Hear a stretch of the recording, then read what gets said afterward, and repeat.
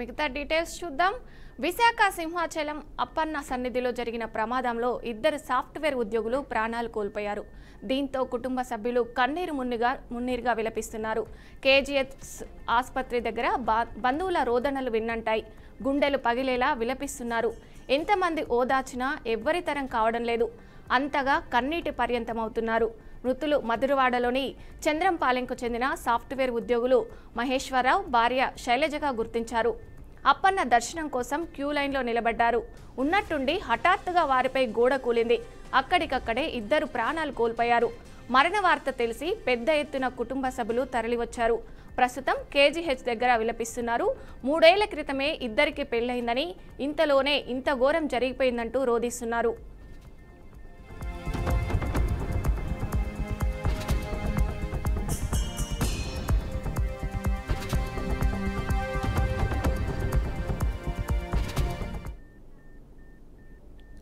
భారత మాజీ క్రికెటర్ అజరుద్దీన్కి హైకోర్టులో ఊరట లభించింది.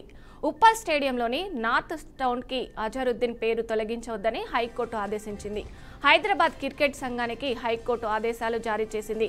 తదుపరి ఆదేశాలు ఇచ్చే వరకు ఎలాంటి చర్యలు తీసుకోవద్దని హెచ్సీఏకు సూచించింది. నార్త్ టౌన్స్కి ఉన్న అజహరుద్దీన్కు పేరుతో తొలగించాలని గత వారం హెచ్సీఏ అంబుడ్స్మన్ జస్టిస్ ఈశ్వరయ్య ఆదేశాలు జారీ చేశారు.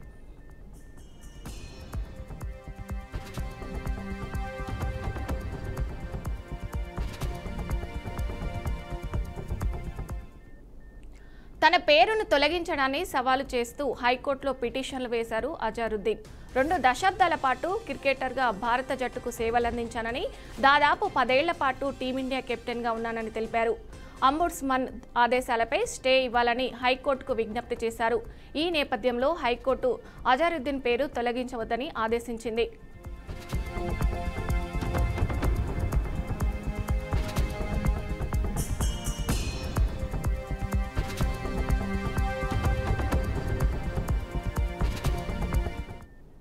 కృష్ణా జిల్లా కంకిపాడికి తెలంగాణ రాష్ట్ర ముఖ్యమంత్రి రేవంత్ రెడ్డి వెళ్లారు. దేవినేని ఉమా కుమారుడి వివాహానికి సీఎం రేవంత్ రెడ్డి, ఆంధ్రప్రదేశ్ ఐటీ శాఖ మంత్రి నారా లోకేష్ హాజరయ్యారు.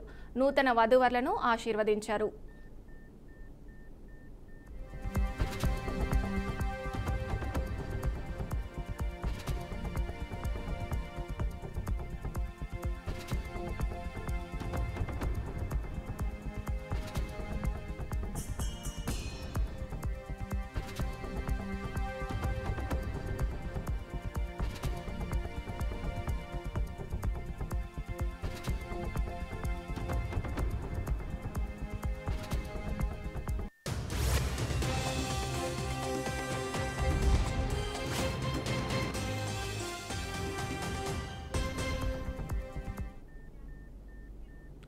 మహబూబాబాద్ జిల్లా తొర్రూరు పట్టణంలో మినీ ట్యాంక్ బండ్ చెరువు కట్ట వద్ద సుందరీకరణ పనులను ఎమ్మెల్యే యశస్విని రెడ్డి ప్రారంభించారు. గత ప్రభుత్వంలో సుమారు 3,60,00,000తో ప్రారంభించిన మాజీ మంత్రి ఎర్రబెల్లి దయాకర్ రావు తన పదవీకాలం ముగిసేంత వరకు కూడా పనులు పూర్తి చేయలేకపోయారని ఎద్దేవా చేశారు. కాంగ్రెస్ ప్రభుత్వం ప్రజలకు ఇచ్చిన హామీలను పూర్తి చేయడానికి ఎంతవరకైనా శ్రమించి ఆ పనులను పూర్తి చేస్తామని ఎమ్మెల్యే అన్నారు. ఆటంకాలు రాకుండా ఈ పనులు అతివేగంగా చేస్తాం. గతంలో లెక్క ఉత్తమ ముచ్చట చెప్పి 8 ఏళ్ళు నానబెట్టి 9 ఏళ్ళు నానబెట్టి ఇంతగా చేసినామా. ఇక్కడ పట్టమైసమ్మ దగ్గర ఆశీర్వాదం తీసుకొని పనులు ప్రారంభించినాం. అట్లనే వానప్పుడు ఇక్కడ పనులు ప్రారంభిస్తున్నామంటే ఇది టక్కున ఒక్క రోజులో అయిపోయినది కాదు. ఎన్నో రోజుల కృషి ఉంది దీని వెనకాల. ఎన్నో మీటింగులు, ఎన్నో రోజుల కృషి తర్వాత ఈరోజు ఒక్క దిక్కొచ్చి ఈ పనులు మనం ప్రారంభించుకుంటున్నాము. అట్లనే 100 పడకల ఆసుపత్రి, అది కూడా అతి త్వరలో పనులు ప్రారంభమవుతాయి.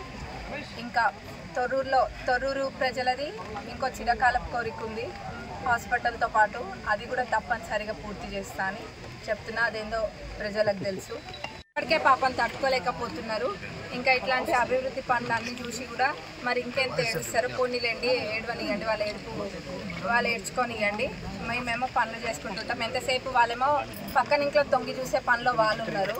అభివృద్ధి పైన దృష్టి పెట్టి పనులు చేసే విధంగా మేము ముందుకెళ్తున్నాము. ఇట్లనే వెళ్తాము. ఎట్లయితే మా మేనిఫెస్టోలో మినీ ట్యాంక్ బండ్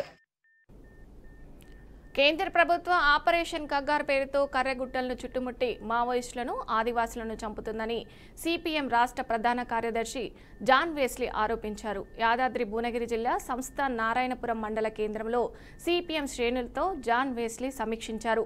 మావోయిస్టులు చర్చలకు సిద్ధమని లేఖ రాసినా కేంద్ర ప్రభుత్వం చర్చలు జరపడం లేదని అసహనం వ్యక్తం చేశారు. కేంద్ర ప్రభుత్వం మావోయిస్టులతో శాంతియుతంగా చర్చలు జరపాలని డిమాండ్ చేశారు. తెలంగాణ ముఖ్యమంత్రికి అందాల పోటీలపై ఉన్న శ్రద్ధ ప్రజా సమస్యలను పరిష్కరించడంపై లేదని ఎద్దేవా చేశారు. మావోయిస్టులని లేకుండా చేస్తాం 2026 మార్చి నాటికని హోంశాఖ మంత్రి అమిత్ షా ప్రకటించి నక్సలైట్ల పేరుతో అట్లాగే ఆ పేరుతో కూడా మొత్తం పుట్టిముట్టి ఆ ప్రాంతాన్ని కూడా ఆక్రమించుకునే ప్రయత్నం చేస్తున్నారు. ఎక్కువ మంది ఆదివాసీలు ఉండేటటువంటి ప్రాంతంలో అక్కడ సహజ ఖనిజాలు ఎత్తున ఉన్నాయని వాటన్నిటిని కూడా పెట్టుబడిదారులంతా కూడా దోపిడీ చేసుకోవడానికి అనుకూలంగా ఉండాలంటే అక్కడ ముందు నక్సలైట్లను లేకుండా చేయాలని, మావోయిస్టుని లేకుండా చేయాలనేటటువంటి ఒక ఉద్దేశంతో ఈ ఆపరేషన్ కగార్ అనేది కేంద్ర ప్రభుత్వం. అలాగే మావోయిస్టులు చర్చలు జరపడానికి సిద్ధం అని చెప్పి ఇప్పటికీ 1, 2, 3 సార్లు వాళ్ళ అధికార ప్రతినిధులు ప్రకటన చేశారు. బేషరతుగా చర్చలు జరపాలని చెప్పి. తిరుపతిలో 3 కూలీల మృతిపై కలెక్టర్ సీరియస్ అయ్యారు. ప్రమాదవశాత్తు 3 వ్యక్తులు భవనంపై నుండి పడి మృతి చెందిన ఘటనపై దిగ్భ్రాంతి వ్యక్తం చేశారు. తూడా లేఅవుట్లో 3 ఫ్లోర్ల వరకు అనుమతి తీసుకుని బిల్డర్లు 5 ఫ్లోర్లకు నిర్మాణం చేపట్టారని పాలనాధికారి మండిపడ్డారు. ఈ విషయంలో నిర్లక్ష్యంగా ఉన్న పంచాయతీ కార్యదర్శి స్వాతిని సస్పెండ్ చేశారు. మరికొందరికి కలెక్టర్ వెంకటేశ్వర్లు షాకోసి నోటీసులు జారీ చేశారు. బిల్డర్లపై కేసు నమోదు చేసి పోలీసులకు ఆదేశించారు.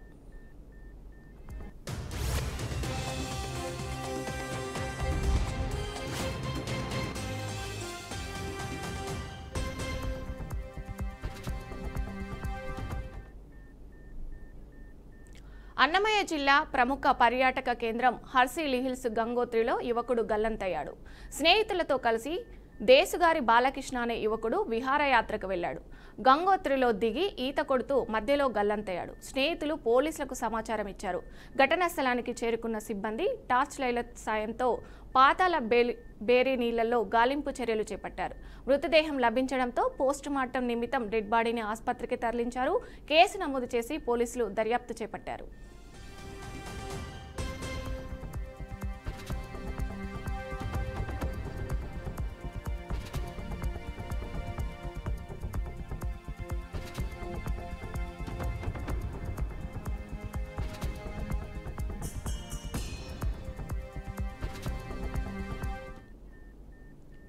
గ్రూప్ 1 నియామకాల్లో అక్రమాలు చోటు చేసుకున్నాయంటూ కొందరు అభ్యర్థులు హైకోర్టును ఆశ్రయించారు.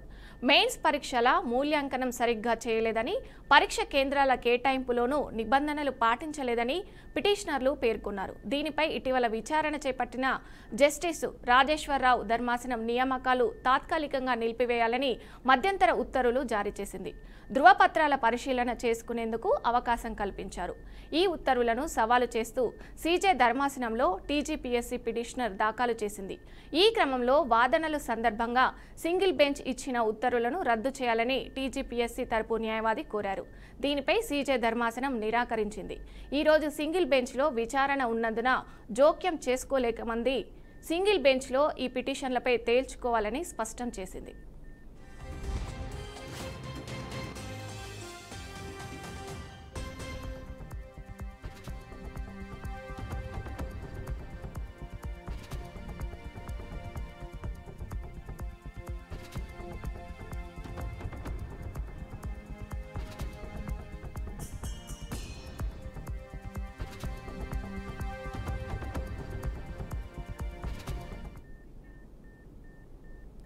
కొట్టాయంలో ప్రఖ్యాత షూటింగ్ కోచ్ మాజీ జాతీయ ఛాంపియన్ సన్నీ థామస్ కన్నుమూశారు. ఆయన వయసు 83 ఏళ్లు. సన్నీ థామస్ షూటింగ్ జట్టుకు కోచ్గా ఉన్న సమయంలో భారత్ అనేక టోర్నీల్లో అత్యద్భుత ప్రదర్శన ఇచ్చింది. కొట్టాయంలోని ఉజ్జావూర్ ఇంట్లో థామస్ ప్రాణాలు విడిచారు. బ్రేక్ఫాస్ట్ చేసిన తర్వాత అతనికి స్ట్రోక్ వచ్చినట్లు గుర్తించారు. ఆ సమయంలో ఆయన భార్య జోసమ్మ అక్కడే ఉన్నారు. తండ్రి సన్నీ థామస్ గుండెపోటుతో మృతి చెందినట్లు కొడుకు మనోజ్ సన్నీ తెలిపారు.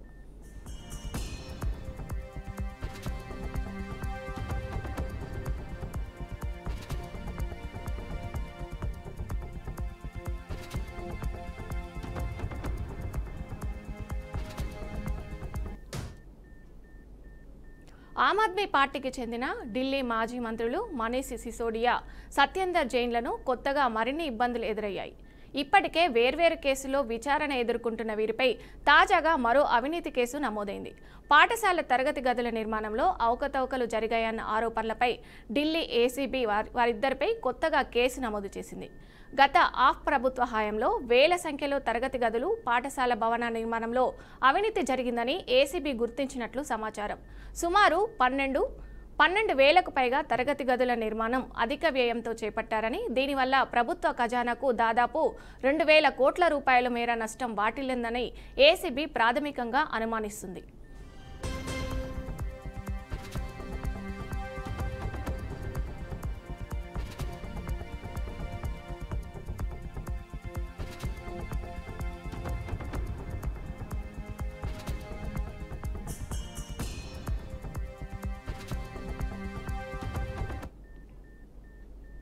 ఉత్తరాఖండ్లో బుధవారం అక్షయ తృతీయ సందర్భంగా చార్ధమ్ యాత్ర ప్రారంభమైంది. ఇందులో భాగంగా ఉత్తరకాశీ జిల్లాలోని గంగోత్రి, యమునోత్రి ఆలయ ద్వారాలను వేద మంత్రాల నడుమ తెరిచారు. ముఖ్యమంత్రి పుష్కర్ సింగ్ ధామి భక్తులకు శుభాకాంక్షలు తెలిపారు. ఈ యాత్ర సనాతన ధర్మం, భక్తి, విశ్వాసం, ఆధ్యాత్మిక భావోద్వేగాలను ప్రతీకగా నిలుస్తుందన్నారు. ఉత్తరకాశీ జిల్లాలోని గంగోత్రి, యమునోత్రి ధామ్ ద్వారాలు తెరుచుకోవడంతో చార్ధమ్ యాత్ర ప్రారంభమవుతుందని వారు చెప్పారు. ముక్బా గ్రామంలో 6 నెలల శీతాకాలం తర్వాత గంగాదేవి పల్లకిని నిన్న గంగోత్రి ధామ్కు పంపించారు. నిన్న రాత్రి భైరవ ఘాట్లోని భైరవ ఆలయంలో విశ్రాంతి కోసం పల్లకి ఆగింది. ఈరోజు పల్లకి ప్రయాణం భైరవ ఘాటి నుండి గంగోత్రి వరకు కొనసాగుతుందని, వేద మంత్రాలతో ఆలయ ద్వారాలు తెరవబడతాయని తీర్థ పురోహితు రాజేష్ సేమ్మల్ తెలిపారు.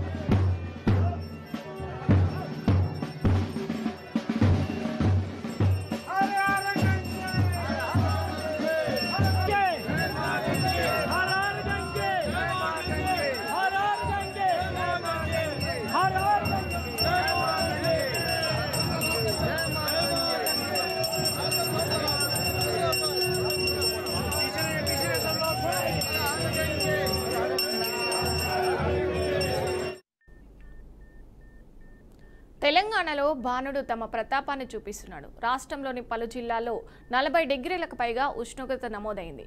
నిజామాబాద్ జిల్లాలో అత్యధికంగా 43.4 డిగ్రీల ఉష్ణోగ్రత నమోదైనట్టు హైదరాబాద్ వాతావరణ కేంద్రం ఒక ప్రకటనలో తెలిపింది. రాష్ట్రంలో మే 5 వరకు పలు ప్రాంతాల్లో మోస్తరు వర్షాలు కురిసే అవకాశం ఉన్నాయని వెల్లడించింది. పలు జిల్లాల్లో అక్కడక్కడ ఉరుములు మెరుపులతో పాటు గంటకు 30 నుంచి 40 కిలోమీటర్ల వేగంతో ఈదురుగాలులు వీచే అవకాశం ఉందని వివరించింది.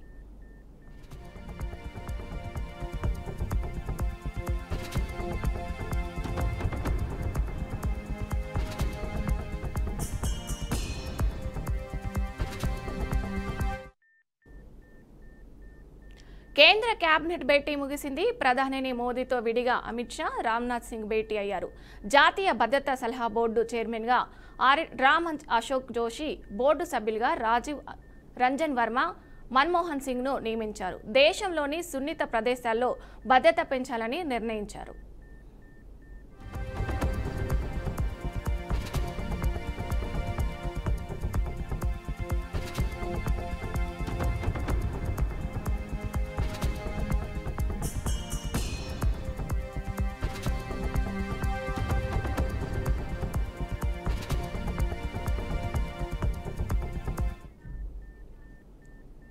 ఇవి bulletin updates. Keep watching BRK news తెలుగుడి సత్తా.